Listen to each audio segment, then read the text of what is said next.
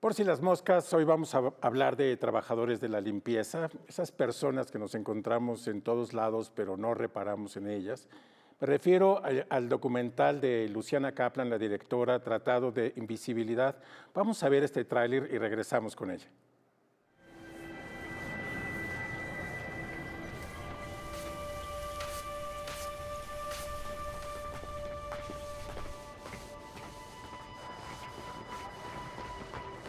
¿Qué tiene su papelito, mamá? Sí, mami. Pásale. ¡La basura!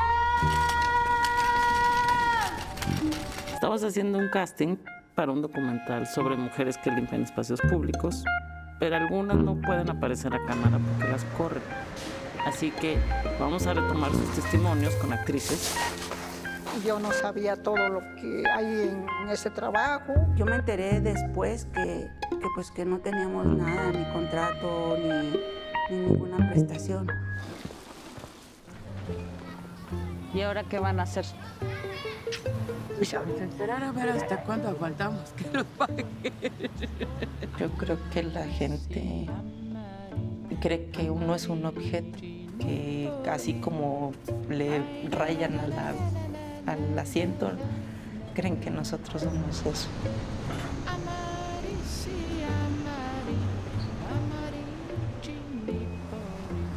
Así es esto. Tenemos entrada, pero no salida. ¿Y quién decide eso? El sistema, así es.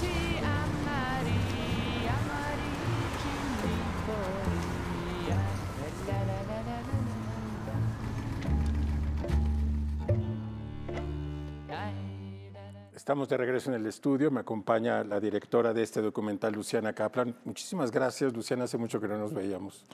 Muchas gracias por invitarme y mucho gusto verte otra vez. Luciana, este tipo de pieza documental tiene esa característica de que una vez que echas la luz sobre algo, quien lo ve no va a dejar de verlo, lo va a ver siempre. Esa es la idea. Y bueno, lo que te quería preguntar es cómo tú, digamos, descorriste el velo que hay siempre, digamos, sobre los trabajadores de la limpieza y comenzaste a fijarte en ellos y en ellas, ¿no? Porque además tiene una perspectiva feminista este documental, sí. Sí, o sea, lo que pasa es un poco lo mismo. Uno ve una realidad y ya no se la puede quitar de la cabeza. O sea, fue un poco una casualidad. En la escuela de cine donde yo trabajaba, una colega me empezó a contar cómo trataban a las mujeres de la limpieza ahí, que es una institución pública, y que estaban subcontratadas y que la empresa se iba todos los años y cambiaba de nombre y no les pagaban, en fin, una cantidad de penurias que se ven en el documental. Y la verdad es que yo me quedé con eso en la cabeza, diciendo, ¿cómo puede ser que pase eso en la escuela y que no se pueda? Y después empecé a investigar y me di cuenta que pasaba en todos lados, o sea, todos los espacios públicos de la Ciudad de México y de casi todo el país están subcontratados el servicio de limpieza. Y por lo tanto, o sea, las empresas hacen lo que quieren con los trabajadores, les pagan, no les pagan, les pagan menos, no les dan lo que necesitan para trabajar. Es como el último círculo del infierno. La verdad es que no se puede creer el nivel de abuso que existe. Y la verdad es que a mí me dio tanto coraje, porque además nadie sabe, o sea, uno le pregunta a la gente, Sí, ¿qué es eso? No, pero si la si la outsourcing ya no existe, no, claro que existe. Existe y pues pasan estas cosas todo el tiempo, entonces yo la verdad es que sentí la necesidad de contar esta historia. Entonces, bueno, de que te diste cuenta y comenzaste a investigar a la realización del documental, ¿cuánto tiempo pasó? Pues otros 2 años más entre que pedí fondos para empezar a investigar, empezar a filmar y bueno, después pasaron otros 2 años y medio más porque además vino la pandemia cuando empecé a filmar, entonces pues fue un proceso, digamos, largo, pero creo que ayudó para ir entendiendo mejor, ¿no?, qué es lo que pasaba, porque sí es un poco complejo, ¿no? Y al principio yo pensé que era en algunos casos, pero todas las historias eran iguales, o sea, lo mismo que cuentan estas mujeres en la película pasa casi en el 80% de los casos hay ese tipo de abusos, ¿no? Entonces es terrible. Sí, y otra cosa que tiene el documental, bueno, ya lo has mencionado, es que, bueno, obviamente quedan muy mal paradas las empresas que contratan o subcontratan este servicio, pero también tu documental está centrado en la Ciudad de México, una ciudad, digamos, que presume de su avance en derechos. Exacto. Y no nos habíamos dado cuenta, no sé si el gobierno se haya dado cuenta, pero no nos habíamos dado cuenta que esta población es precisamente una población muy vulnerable, cuyos derechos laborales están por No los existe. suelos. Sí. Muchos de los trabajadores bueno, casi todas las trabajadoras que retratas están contratadas, subcontratadas por una empresa, pero que presta servicios a alguna institución pública, ¿cierto? Así es. Sí, eso es lo que, la verdad es que mi planteamiento es de esto es un servicio que tiene que dar el Estado y es pagado con nuestros impuestos. ¿Cómo puede ser que subcontrate a unas empresas que hacen lo que se les pega la gana y no hay ningún control? Porque, bueno, o sea, se subcontrata, pero están viendo lo que hace, se está regulando. No, no hay ninguna regulación. Tanto no hay ninguna regulación que hace lo que se les pega la gana. Entonces, yo sí creo que es una responsabilidad del Estado, realmente, porque es un servicio público. Insisto, es pagado por nuestros impuestos. Entonces, ¿cómo puede ser que se utilice eso para, pues para precarizar a estas mujeres solo para ganar más dinero? Porque es una cuestión de dinero, en el fondo, ¿no? Claro. Escoges tres personajes principales alrededor del cual cuentas esta historia. Una de ellas trabaja en el aeropuerto, la otra trabaja en el metro y una tercera es en la calle. ¿No? Y bueno, cuéntanos cómo llegaste a estos tres personajes. Los personajes son fascinantes, hay que ya adelantarlo.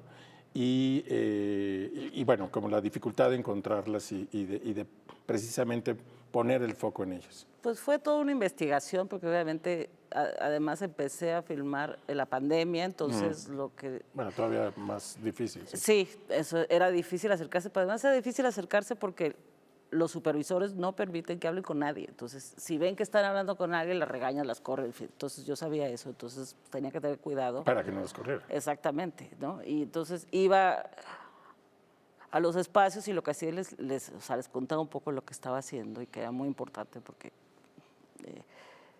pues la situación era bastante terrible. Entonces, les pedí sus números de teléfono. Entonces, o sea, recolecté un montón de celulares y llegaba a mi casa y les llamaba por teléfono y les decía, o sea, ¿te puedo hacer una entrevista en audio? Entonces, bueno, hice como varias entrevistas en audio y así pues tuve una visión más clara de lo que estaba pasando, porque no había manera de investigar, ¿no? Entonces dije, bueno, eso funcionó muy bien y después como que poco a poco fui llamando a algunas que estaban dispuestas a hablar, porque también es lo otro, muchas tenían mucho miedo.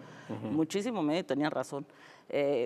Y las fui llamando a este foro que aparece en la película y las empecé a filmar y ahí pues empezaron a aparecer, como a brillar de alguna manera estos tres personajes que además de que son muy interesantes y que están en una situación pues muy desesperada, pero tienen un brillo, claro, una dignidad que no... Una personalidad, cada una es diferente, cada una tiene una edad diferente, o sea, trabaja en un espacio distinto, pero o sea, cada una tiene mucho que decir, tiene sentido del humor, tiene situaciones de vida, aunque son distintas, o sea, también tienen cosas en común. Entonces, como que vi que a partir de ellas tres se podía pues, abrir el abanico y decir, pasa en todos lados, ¿no? Pero bueno, estos son unos ejemplos. Y creo que sí, tienen una personalidad pues impresionante, que creo que es parte de lo que le da pues este brillo a la película y también le da sentido del humor, que creo que era bastante importante porque todo es tan dramático, ¿no? Que claro, también es sí, para que no balancear. puede estar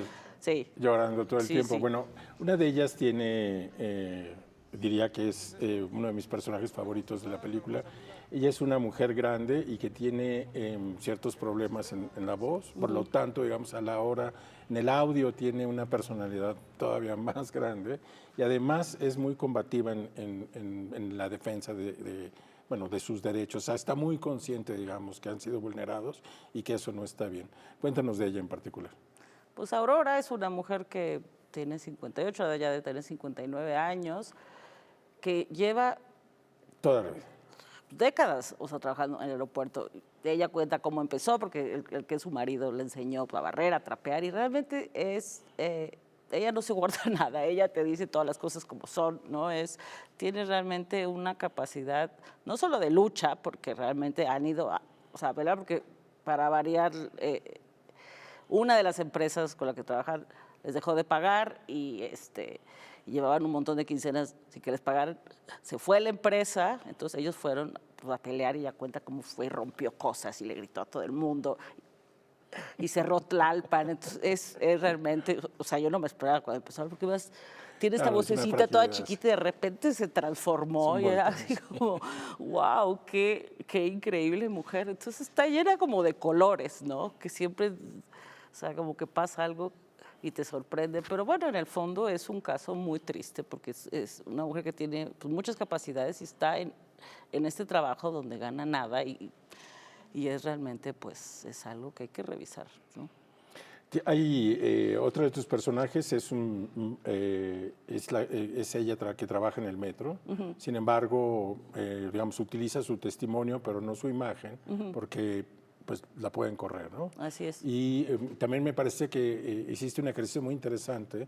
Normalmente en los documentales se sustituye con un actor o actriz, una sola persona, pero en tu caso tú escogiste casi todo tu casting para irla representando y se entiende muy bien que son varias mujeres representando a la misma. Cuéntanos de esa decisión y también de la historia de ella. Sí, o sea, lo que pasó con Claudio es que la verdad, de todos los testimonios que escuché, era el que más, pues más me pegó porque era fuertísimo, era realmente un sinfín de penurias y ella tenía, o sea, habla muy bien, ¿no? Y tiene una fuerza bastante tremenda, pero pues, obviamente me di cuenta que si la entrevistaba, pues la iban a correr. Entonces ahí es cuando pensé, bueno, pues voy a hacer una ficción, o sea, voy a contratar actrices, pero el casting, o sea, cuando pasé el casting, o sea, me di cuenta que era súper interesante. Que no podías escoger, digamos. No, pero más que nada como que la entrevista que le hice a ella, que la repitieron cada una de las postulantes, ahí se daba también esa información, pero, o sea, se daba como con diversas voces, diferentes estilos, era como, claro, todas son Claudia, de alguna manera, o sea, está representando como diferentes puntos de vista de ella y me pareció como muy interesante y que ayudaba mucho también a la narrativa, o sea, tanto así que las metimos a limpiar el metro, porque claro, no nos dejaban,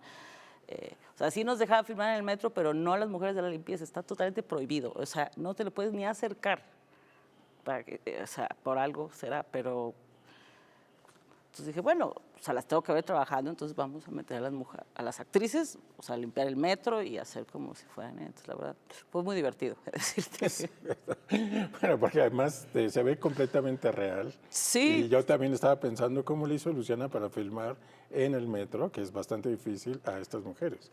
Sí, pues hicimos todos esos juegos. Y después Aurora, que estaba en el aeropuerto, se la metimos a limpiar el baño de la Cineteca y así. Fue como todo un juego narrativo que también la verdad fue... Pues, y hay una tercer personaje, ¿no? Que se llama Maribel. Rosalba. Rosalba, perdón. Sí, y lo que pasa es que Rosalba tiene 70 años, empezó a trabajar porque se quedó viuda con 5 hijos, claro, pero también es de Oaxaca, es súper aguerrida, bueno, ahora yo ya no por la pandemia, pero hacía 2 turnos que son 16 horas al día, porque si no, pues no le alcanzaba. Bueno, y tiene un punto en donde ella dice, o sea, sí quiero, se queja, digamos, de que por la edad no la contratan. Sí. Y ella dice, bueno, pero yo siempre he estado acostumbrada a tener mi dinerito, a hacerme... Y a trabajar, porque realmente sí le gusta su trabajo. Es una cosa decir, el problema no es el trabajo, o sea, a mí me gusta el trabajo, pero... O sea, las condiciones son espantosas. O sea, ¿por qué tiene que haber esas condiciones para la gente, las mujeres y los hombres que sostienen las ciudades? O sea, ¿qué sería de las ciudades sin estas personas? Totalmente. Creo que esa es una reflexión importante. Sí, cuando el público la vea, verá, digamos, que esas paredes en el metro y esos pisos limpios en realidad pues no se hacen solos, no se limpian sino que hay un ejército de personas que están detrás. Bueno, vámonos a una pausa y regresamos contigo, Luciana. No se vayan, regresamos después de estos mensajes.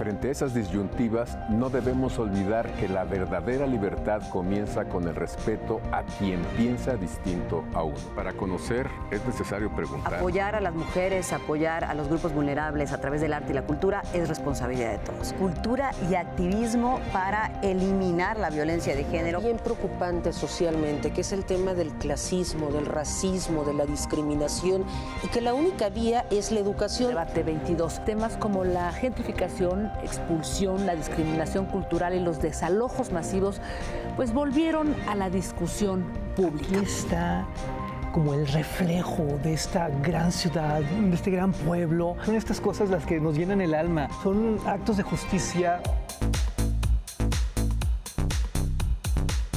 Por si las moscas, vamos a hablar del Festival Internacional por la Diversidad Sexual, que este año cumple su edición número 36, 15 años del Museo Universitario de Arte Contemporáneo, y me acompaña para eso su directora Amanda de la Garza. Vamos a hablar del más reciente libro del escritor Juan Villoro, me refiero a La figura del mundo.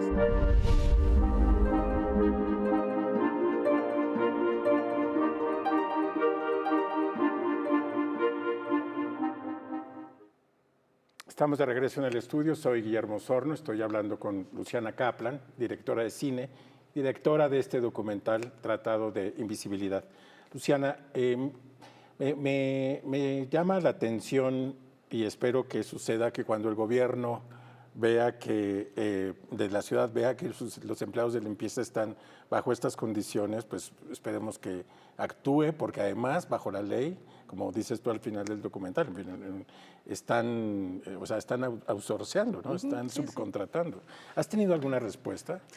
Pues lo que pasa es que acabamos de empezar en esta campaña. Sí, porque además han hecho una campaña, ¿no? Sí, claro. O sea, la película viene acompañada con una campaña de impacto, pero estamos empezando con ella. O sea, la película lleva todo un recorrido en festivales, pero ahora es donde realmente se va a presentar, va a haber un estreno el 21 de noviembre, vamos a ir al Senado el 20 de noviembre, o sea, se va a presentar ahí, va a haber una función, y pues de lo que se trata ahí es de que haya ciertos compromisos de decir, o sea, es lo que está pasando, porque lo saben perfectamente, no es que no lo sepa, todo el mundo lo sabe, pero decir, bueno, ¿qué van a hacer al respecto?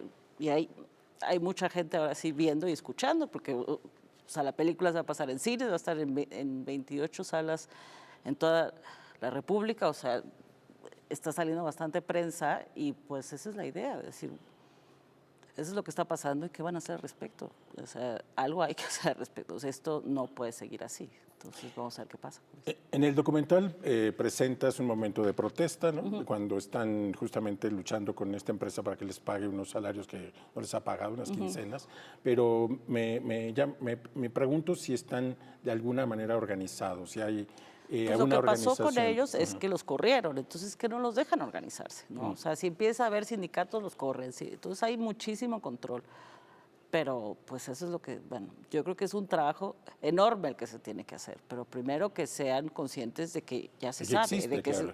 No, es que creo que se sabe que existe, pero que esto de que ya sabemos los demás. Exactamente, claro, sí. O sea, entonces a ver si eso pues genera una presión suficiente para que empiecen a cambiar las cosas, ¿no? Claro. O sea, yo sé que no van a cambiar de un día a otro, pero o sea, por lo menos hacer consciente que es una situación totalmente injusta y que pues, esto tiene que empezar a cambiar. Además, yo creo que no es nada más los derechos laborales de la gente de limpieza, es el derecho laborales de todos, todo el mundo, ¿no? Sí. Creo que es momento de empezar como a revisar por ahí ciertas cosas. Están, digamos, se vulneran derechos laborales básicos, como no les dan contrato, si faltan les dan unas penalizaciones del horror.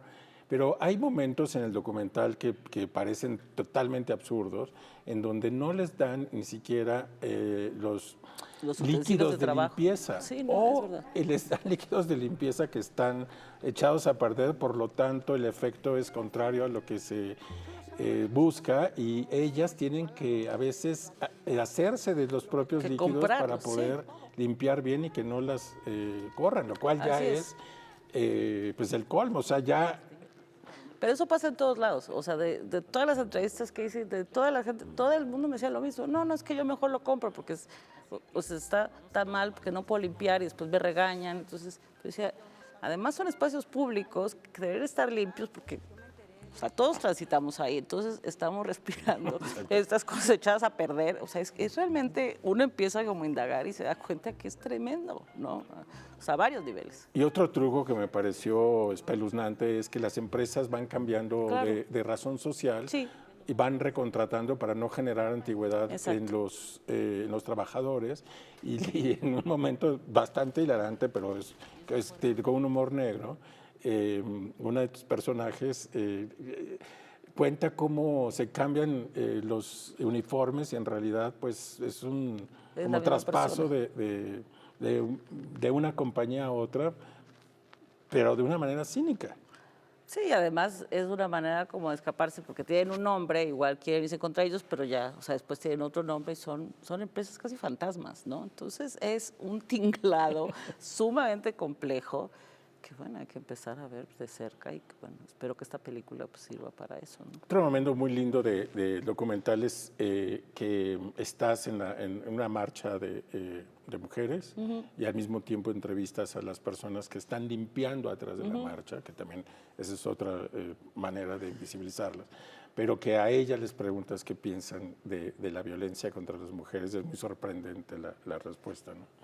Eso es también muy interesante. Sí, porque era como muy paradójico. Hay mucha violencia en los espacios de trabajo, ¿no? Pero al mismo tiempo, cuando hay una posibilidad como de manifestarse, pues no las dejan, porque realmente ellas tienen que ir a limpiar y ahí están los supervisores, o sea, checando lo que hacían y que no fueran a ser parte de la... O sea, hay un control que da bastante miedo, la verdad, pero sí, o sea, en efecto, había ahí como una paradoja que me pareció como bien interesante, ¿no? Estas mujeres manifestándose y la que está al lado, pues no porque no piense que está mal, sino porque no puede. Pues porque no puede, claro. Y las mismas mujeres que se manifestaban les decían cosas a las que limpiaban. Entonces era realmente una situación muy complicada.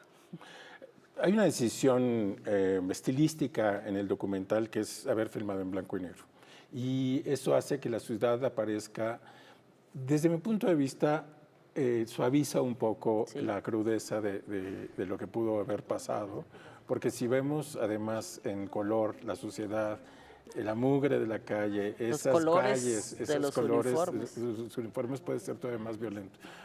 Y creo que es una manera en que nos podemos tragar un poquito más fácil lo que estás presentando. Sí. Cuéntanos de esta decisión. Sí, creo que viene por muchos lados. Uno era eso, ¿no? Es decir, es todo tan rudo que entrar con esa violencia del color me parecía que iba a ser muy difícil de contar y yo no quería tampoco eso como choquear. Y creo que por otro lado decías, es que, o sea, lo que yo decía es, creo que se merecen una mirada como estilizada, ¿no? O sea, ¿por qué no que se retrate de una manera bella? Porque realmente, o sea, la fotografía es muy bella, o sea, todos merecemos ser fotografiados con belleza. Es muy hermosa, sí. ¿Por qué no? O sea, ¿por qué pensar que todo tiene que ser rudo, crudo, verde fosforescente, naranja? Entonces, también era una manera, pues, de homogenizar los espacios, ¿no? Y también como de entrar como otra realidad, decir, esto es el mundo invisible de estas mujeres que tú no, o sea, estamos entrando a otra realidad. Entonces era como varias, y creo que le hace muy bien a la película, porque sí le da, como decir, hay que ver a estas personas también eso, con belleza, y creo que se lo merecen, y creo que sí funciona. No, bueno, hay momentos que yo pensaba, si esto hubiera sido en color estaría durísimo, Claro. Que es cuando, por ejemplo, ella está en su casa y tiene como, ha compilado, digamos, una enorme cantidad de objetos de que se va encontrando. Eso hasta en color se ve increíble. O sea, de las dos maneras era... Eso pensaba, esto en color, wow, hubiera sido muy impresionante. Sí, bueno, o sea, las dos en color y en blanco y negro, pero sí, o sea, nunca pensé esta película en color. Desde el principio era en blanco y negro y bueno, así se quedó. Y ahora que ha estado en festivales, ¿cuál ha sido la respuesta? Pues la gente sale totalmente indignada, que eso es lo que un poco, ¿no? Y también como muy emocionada y muy tocada por los personajes, ¿no? Porque creo que nosotros también, obviamente, tenemos una gran responsabilidad, porque nosotros también estamos invisibilizando. Pasamos por ahí. Pero... Claro, o sea, pasamos, ensuciamos, tiramos basura, no saludamos a la gente. Entonces hay también una llamada, ¿no?, de atención de todos, decir, hay que voltear a ver quién está al lado y quién están manteniendo estas ciudades que nadie los ve. O sea, de hecho la gente me ha empezado como a llamar de repente, decir, oye, pues empecé a ver a las personas de limpieza, están en todos lados. Pues sí, claro. Están en todos lados. Y ya sabes que es lo que digo, ¿no? O sea, una vez que echas el foco ahí, Claro. ya sabes, ya lo vas a ver siempre. Vas a ver que son personas que están subcontratadas, vas a ver que los en unas condiciones terribles y vas a entender un poco de dónde viene. Otra cosa que me encanta del documental es el retrato de la Ciudad de México. Es decir, es un plano, tal vez no... El escenario. Sí, claro, como el escenario, pero también te da... a mí la sensación que me da es como de una enorme vitalidad de la ciudad. Claro. Y de cómo en sus intestinos está también organizada de esta manera. Ahí tienes un momento muy lindo también del documental en donde una de las trabajadoras que está en la calle tiene puesto unos cuernos y ella enfrenta su vida cotidiana con una enorme, no sé, o sea, con una enorme Alegría. bondad y alegría y sabe que está prestando un servicio y los cuernos sabe que le están dando también como una intención con la gente con la que interactúa, que la hace reír. Eso también me pareció un momento muy, muy lindo.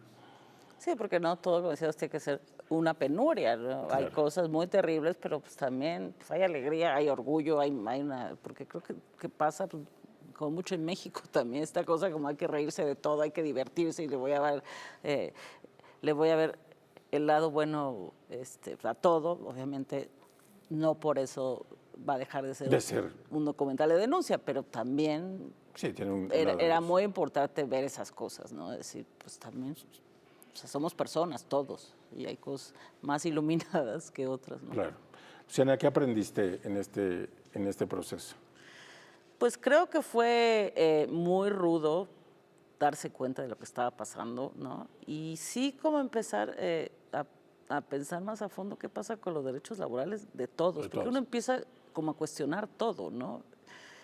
Y creo que también pues, la relación con estas mujeres y la cercanía y ver que uno puede hacer algo, porque claro, pues uno hace películas y si pasa algo después, pues no, pero como ver las esperanzas que ellas pusieron en este proyecto, porque sí están esperando que algo suceda. Entonces, ver que hay una posibilidad de cambio, aunque sea pequeña, pues creo que es algo que da pues mucha esperanza. Entonces, esperemos que así sea, pero más hacia el final del camino, aunque ya estaba pensada esta campaña, o sea, de repente ahora que he estado en eso, o sea, me doy cuenta que sí, o sea, que puede suceder algo, porque sí se está moviendo mucha gente, sí hay una indignación generalizada. Entonces, pues qué bueno que estas películas, además que sea un ejercicio cinematográfico y que sea pues, muy divertido hacer, en fin, pero también tienen esa posibilidad pues, de transformar algunas cosas, ¿no? Pues qué bueno.